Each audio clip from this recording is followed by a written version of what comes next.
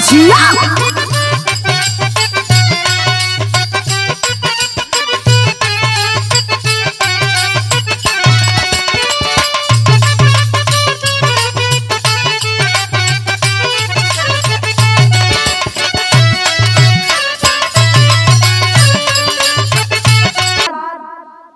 राम आश्रय कवि जी, दशरथ कवि जी, कल्पनाथ यादव, सहयोग में बेचू यादव, रंजीत यादव, लोरिक यादव, बड़े भाई मनोज यादव, जितेंद्र यादव एडवोकेट, इस सब के देख रेख में उन्हीं बिरहा के भेजा तनी। हमके विश्वास बा जौन रउआ सब लोग हर एक बिरहा के हमरे सुनीला, प्यार दुलार देहिला, एहू बिरहा के सुनब और रउआ सब लोग अपन स्नेह देब। आई बिरहा में कवि जी 4 लाइन का भूमिका के अंदाज में लिखलन है। कैसे भैया?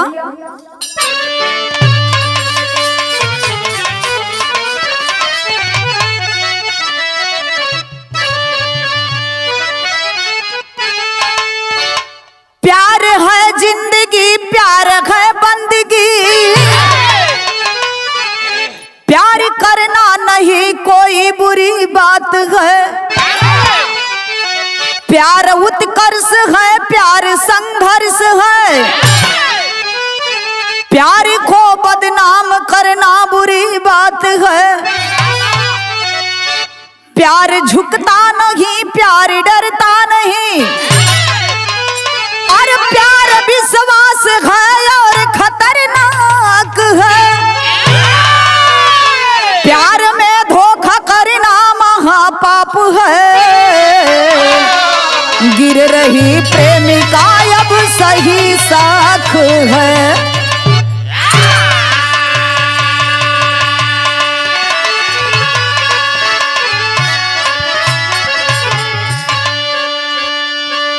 प्यार का परिभाषा कौन चीज होला ए बाबू? प्यार ऐसा चीज है कि केहू से भी हो सकेला। आज बतावल जला कि प्यार प्रेमी और प्रेमिका में भी होला, प्यार भाई और बहन में भी होता है, प्यार माँ और बेटी में भी होता है, बेटी और बाप में भी होता है। हाई हो लोगन से आज प्यार हो, इ लोग बजावत होन, इ प्यार क देन हो। परवीर जी यहाँ बैठल हुन, अब बड़ा तकोलन है, बड़ा लखोलन है, इहो प्यार है। प्यार का परिभाषा अलग अलग है भैया। बिरहा में कवि जी संकेत कैलन, एगो गजल का नमूना लगल।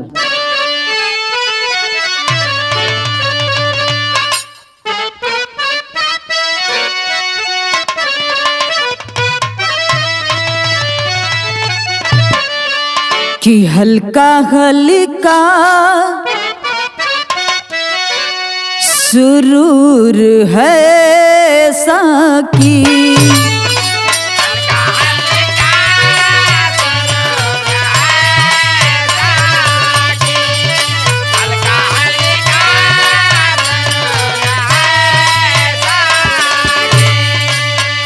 लेकिन बिरहा के भाव में कवि जी दिहलन है का, अब ना दीवानगी सलामत है,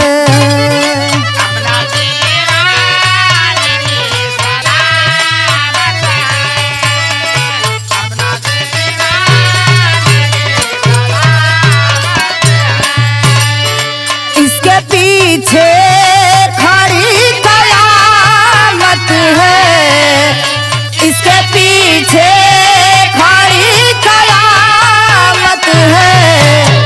अब ना दीवानगी सलामत है।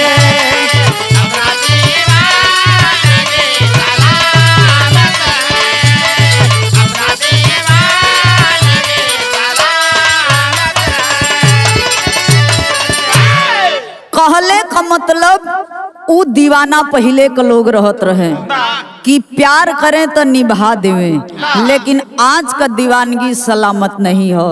बिरहा का कहानी शुरुआत भइल, नजम का लाइन लगल भैया आवा।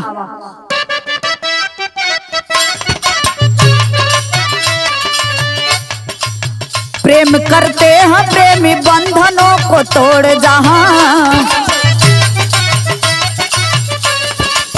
बगावत करे तो दुनिया फिर भी लगे होर जहां। बिहार प्रांत के बस पटना राजधानी में, नेहा दरभंगा की मिल गई कहानी में। ऑफिसर बनना था मन लगा पढ़ाई में, रात कटती नहीं कभी कभी तन्हाई में। सहरसा से वही सुरभूषण था तैयारी में,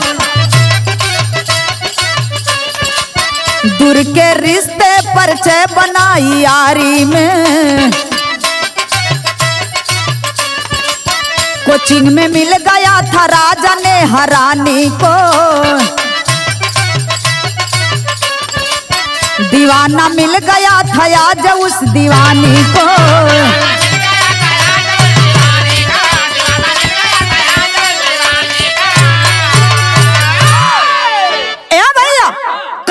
समझ ली, सहरसा के रहे वाला एगो लइका जौना लइका का नाम सूर्यभूषण बतावल गई, आ दरभंगा के रहे वाली लइकी जौना लइकी का नाम नेहा बतावल गई।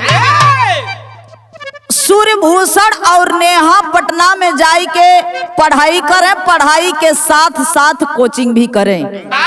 बाबू कोचिंग पे आवत जात धीरे धीरे बातचीत होखे लगल। अब बातचीत होत ई प्रेम में कहानी बदले लगल, बात आगे बढ़ गई। एक दूसरे से नेहा और सूर्यभूषण दोनों प्यार करे लगलों सो। आज जब दोनों प्यार करे लगलों सो भैया तब भइल का बिरहा में गीत लग गई।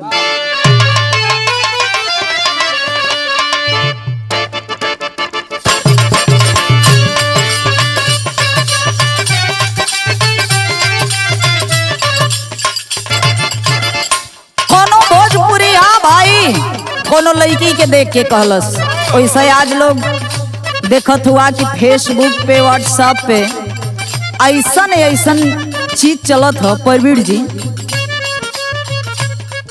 एकदम छिछिया लेदर क के फेंक देले बड़ी सब। कोनो लड़का कोनो लड़की के देख के कहलस, का कहे ऐसे ना चाल चला मारी बाबू मेरिया, तबाह कैलू गोरी, अरे तबाह कैलू गोरी, मार मारी के नजरिया, तबाह कैलू गोरी।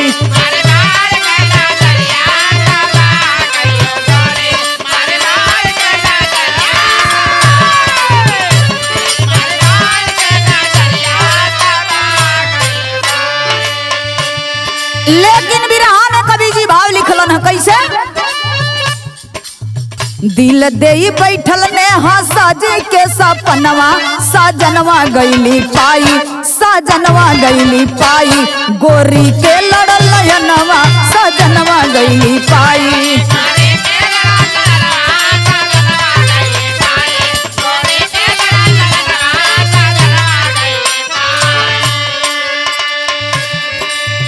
नेहा भी उम्र का और सूर्यभूषण भी उम्र का।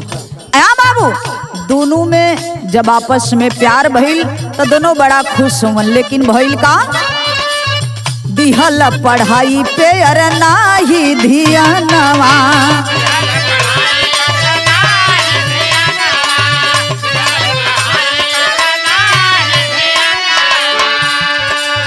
कबो पार्क होटल कबो होत बा मिलनवा,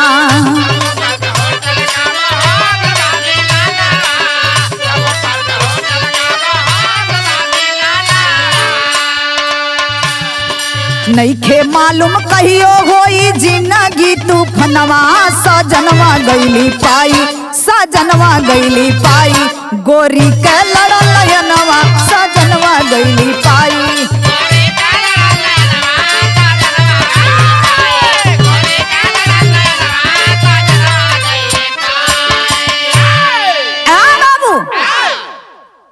नया प्यार बड़ा उमंग पे रहल। नया नया प्यार भइल बा। सूर्यभूषण इतना माने नेहा के। नेहा सोचे कि अब इनके जैसन लड़का हमके दुनिया में कहीं मिली नहीं। भइल का भैया बिरहा में गीत बदल गई।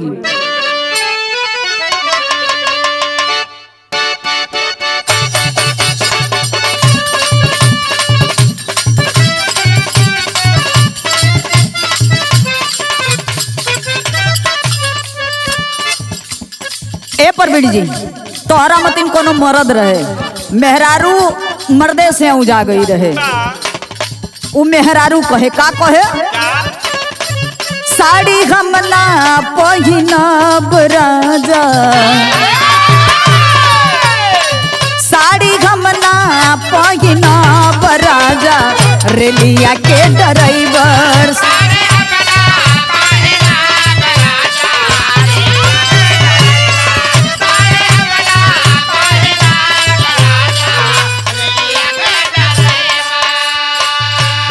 लेकिन बिरहा सुनने वाले साथी गौर करेंगे। भइल का पहला प्यार के खबर भरे,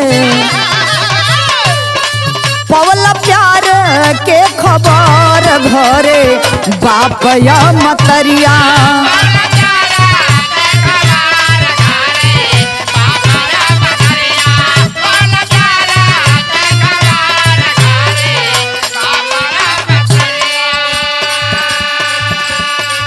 बरलू लाज या लिहाज थूके हम के समान,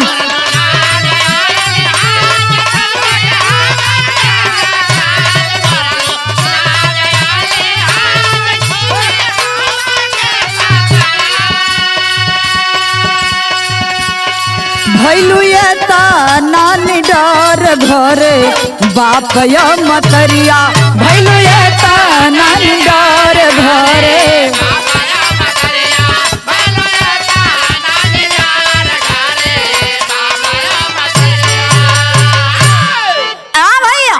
सूर्यभूषण और नेहा से जब प्यार भइल तो कुछ दिन के बाद माई और बाबू के पता चलल कि हमार बिटिया बहक गईल। भैया जब नेहा घरे अइलिन बाबू माई डांटे लगलन, आखिर में तू ई का कैलू नेहा, तोहके पढ़ावे लिखावे खातिर भेजले रहली हां, तू ई ठीक काम नहीं कैलू ह। तबले नेहा का कैली भैया, सारा बंधन तोड़ के नेहा सबको आज बिसार गई। थूक रही इस रिश्ते को नेहा आज तिखार गई। पटना आकर घटना सूर्यभूषण को सब बतलाई है। शिफ्ट हुई एक कमरे में तब नेहा अब हर्षाई है। भैया ठुकरा के घरवा वाला के चल दिहलस। कलस हम प्यार कैले हैं, मजाक नहीं कैले हैं, हम प्यार में मर जाइब लेकिन गद्दारी नहीं करब। ए बाबू घर के ठोकर मार के नेहा चल दिहल। आइल पटना में सूर्यभूषण से सारी बात बतौलस। देखा सूर्यभूषण तोहरे खातिर हमार घर परिवार सब कुछ छूट गईल, अब तू का करबा, रखबा कि छोड़बा। सूर्यभूषण कलस अरे यार प्यार किया हूँ, खिलवाड़ नहीं किया हूँ, प्यार तुमसे करता हूँ तो दिल से करता हूँ। जाए के एगो अलग रूम ले लो, दोनों एक ही रूम में शिफ्ट हो गई सो। आ जब एक के रूम में दोनों शिफ्ट हो गई सो तो भइल का भैया बिरहा में बड़ी खतरनाक गीत लगल।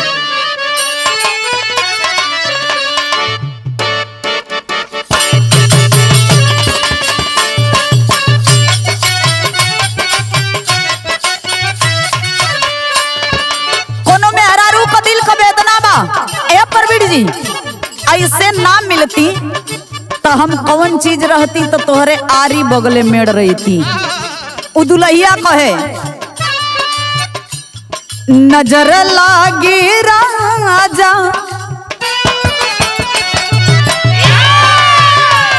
नजर लागे राजा तोरे बनले पे,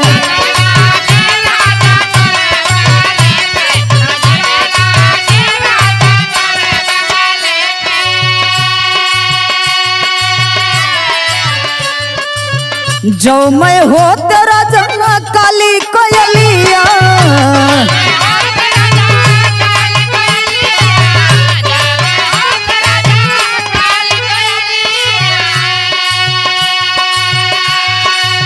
काली कोयलिया राजा काली कोयलिया कुहू की रहते हो,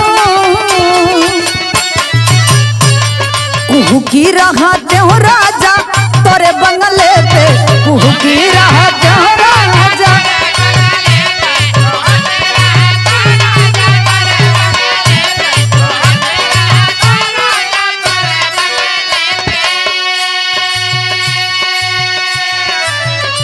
सूर्यभूषण और नेहा जब दोनों एगो रूम में बहिलन हो, एक संगे सुतल हुन, सुत के एगो बात कहे सूर्यभूषण का कहे, घुस गईलू जान आज, घुस गईलू जान बन के धड़कन दिले में।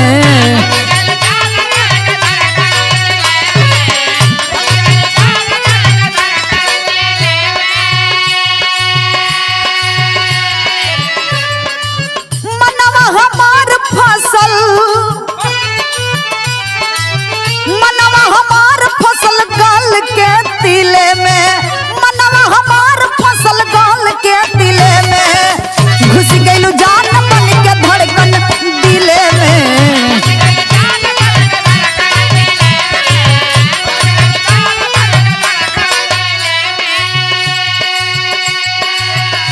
सूर्यभूषण नेहा से कहा कि तोहार ऐसन इतना खूबसूरती बा ना कि तोहरे खूबसूरती में हम डूब के मर गेली, अब तोहरे सिवा हमके कोई दूसर अच्छा नहीं लगेला। संगे जिए के है संगे मुए के है, लेकिन एगो काम करे के का, सबसे अलग बाड़ू बन गईलू चॉइस।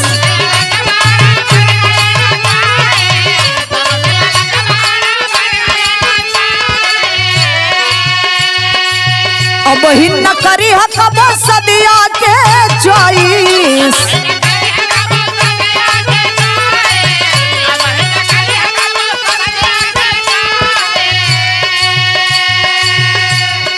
मजा आवे चोरी चोरी से मिलल में, मजा आवे चोरी चोरी से मिलल में, घुस गईलू जान बन के धड़कन दिले में।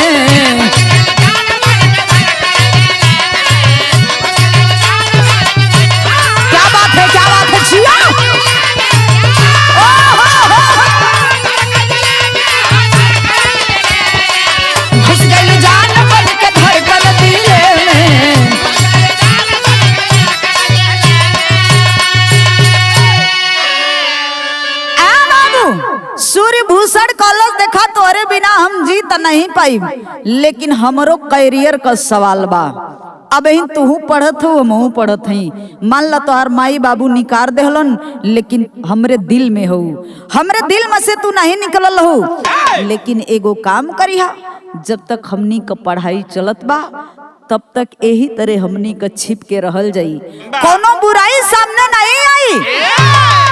पढ़ाई पूरा हो जाई, कुछ लायक हो जाए जाई, तो हमनी के समाज के बीचे आ जाए जी। भइल का भैया विदेशिया के अंदाज में बतावे के पड़ल।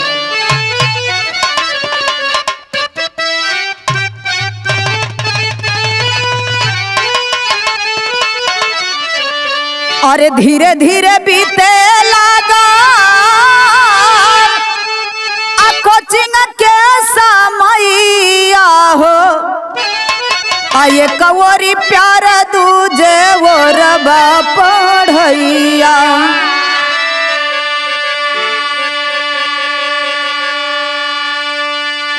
एक दिन नेहा कहे सुतली से जरिया पे, अब मिलत सकुना अगर कैले ता गैया।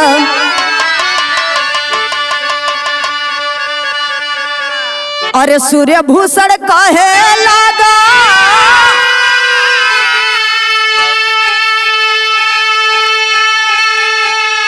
नइखे भरोसा परत, तो होई जई हबिया तब निकली उपैया।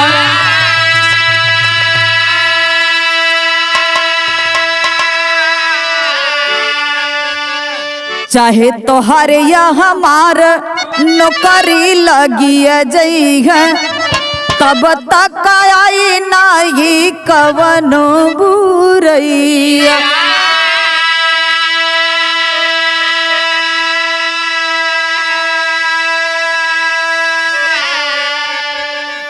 कॉलेज बीए फाइनल हो जाई, कौनो नौकरी हो जाई, या तोहरे या हमरे केहू को नौकरी हो जाई तो खाए पिए के आराम जब हो जाई तो अपनी के समाज के बीच में आ जाए जी।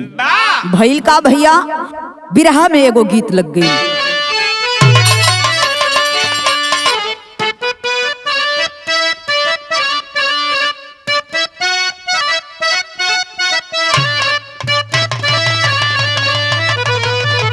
यही गर्मी के महीना में कोनो दुल्हन अपने दुल्हा से कहे, का कहे? आइल गरमिया के दिन आए पिया, दिन आए पिया, बेनिया डोलादा।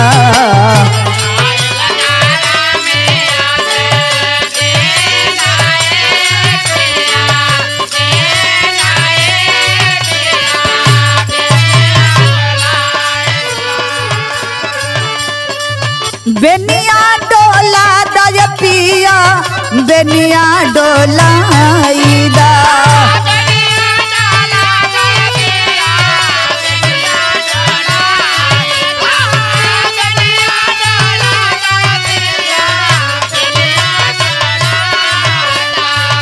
अब ही उमर कमा सीनाए पिया, सीनाए पिया, बेनिया डोलाईदा।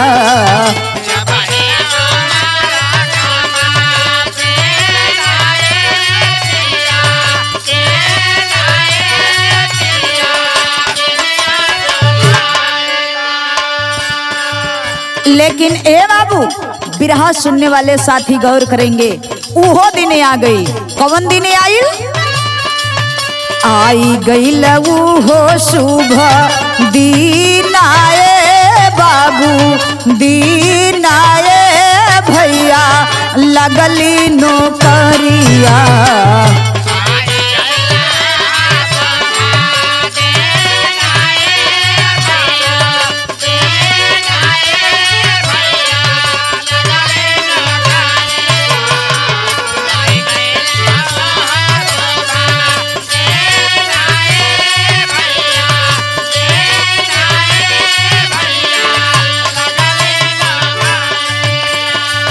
सीआरपीएफ में भर्ती भइला जाई के जवानावा।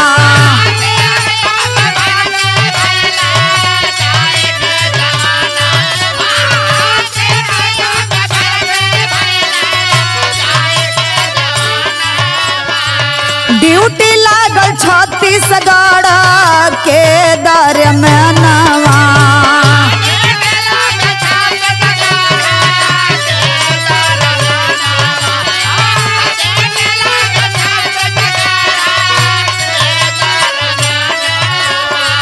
सज गईला सपना सीनाए बाबू, सीनाए भैया, लगली नौकरिया।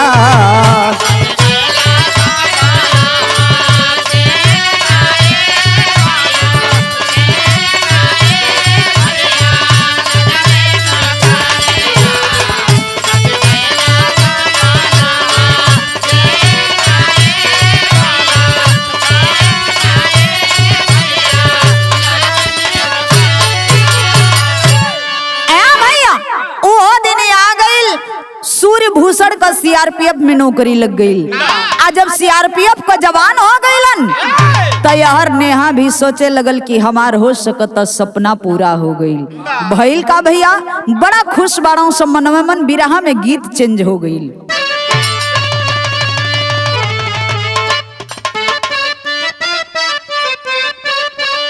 यह गीत के अंदाज बा कि अरे बोहरिया पर मेलावा में सैया ना भेटाए हो, बोहरिया पर मेलावा में।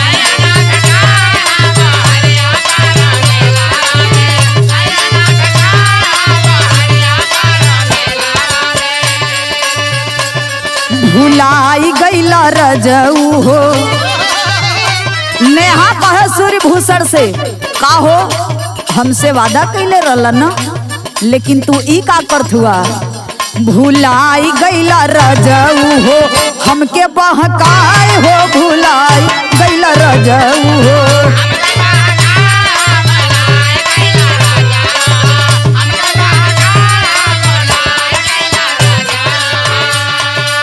दिलवा के सपना अपने हाथे दफनाए हो, भुलाई गईला रजऊ हो हमके बहकाए हो, भुलाई गईला रजऊ।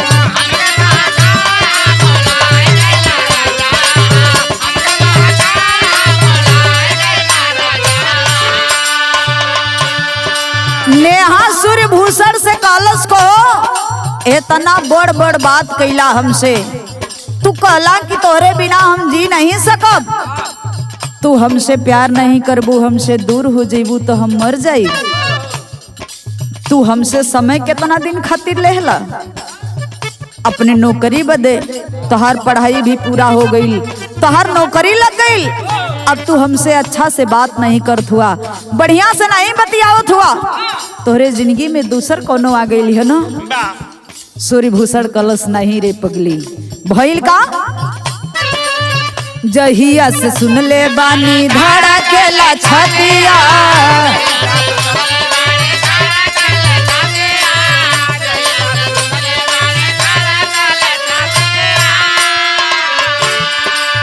दिनावा धराइल कैसे ले अइबा रतिया,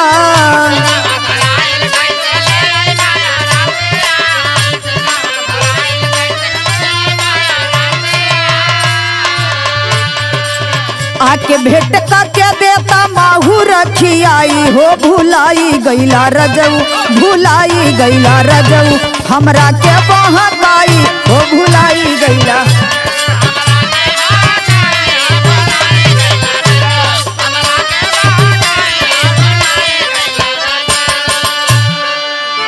भैया नेहा कहलस एक दिन आई के हमके अपने हाथे से जहर दे देता, और जहर हम खा लेती मर जेती तो कुल कामे खत्म हो जाई। ए भैया बहिल का बिरहा के शैली में बतावे के पड़ल।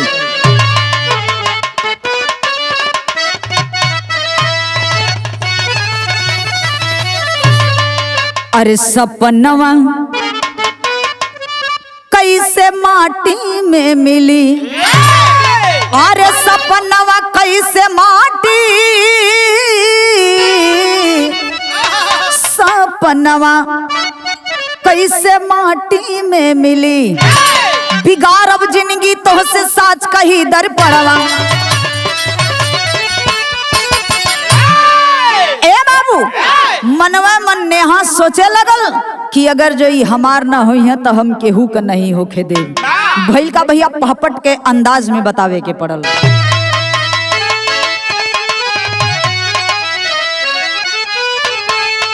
अरे नेहा बोलावली फोन पे बाकाई भेद छिपाई हो, अरे नेहा बोलावली फोन पे बाकाई भेद छिपाई हो, अरे आके बतावा कितना बा सच्चाई भेद छिपाई हो।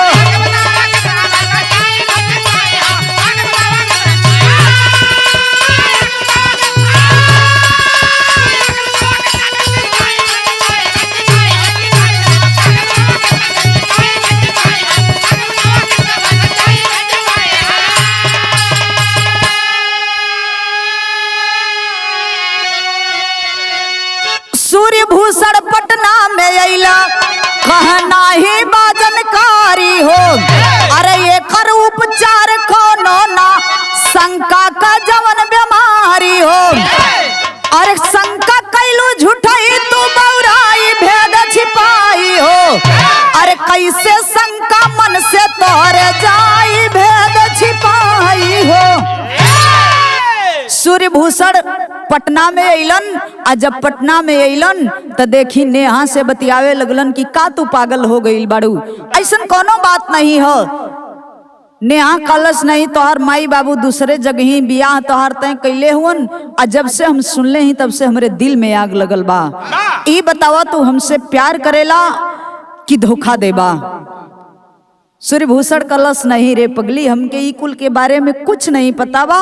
तुमसे प्यार कैले ही बियाह तो वहीं से करब, इतना दिन हो गईल त अब गईल ढेर दिन, आइल थोड़ दिन, तू चिंता मत करा।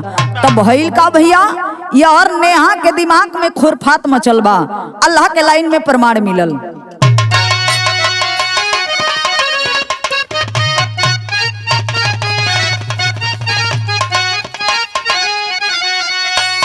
और सक में नगिनिया के अरे रूपवा बनावली नेहा,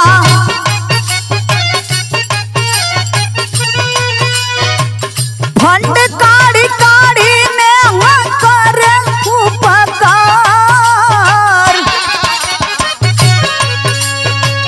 माला फूल लेके पहुंची दुर्गा मंदिरवा बाबू,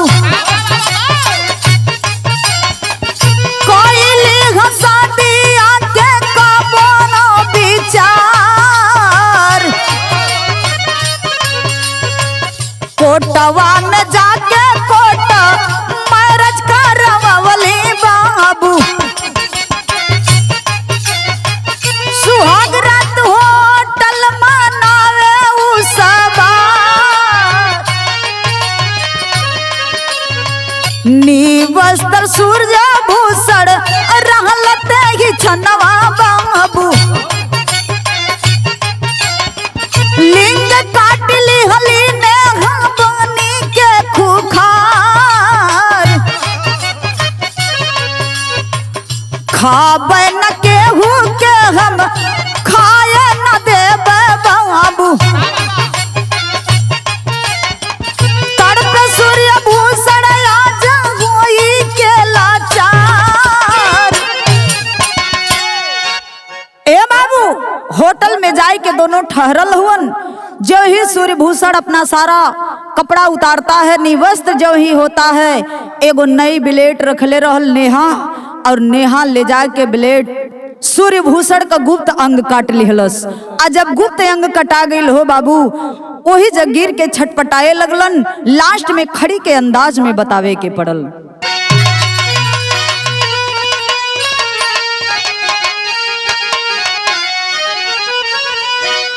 प्यार बाटे पावन आज दगिया लगाई के, अरे प्यार बाटे पावन आज दगिया लगाई के, अपन गुलशन अपने हाथ में जराई के, अपन गुलशन।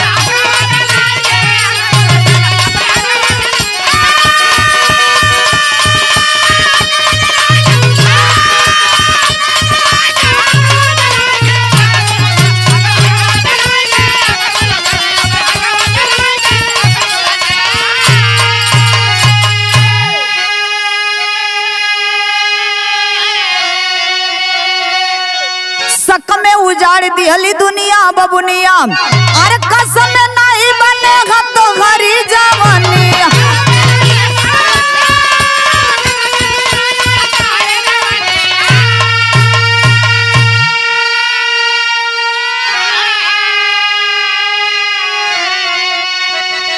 अरे जलवा में काटे जवानी झुरवाई के, अपन गुलशन अपने हाथ में मिटाई के,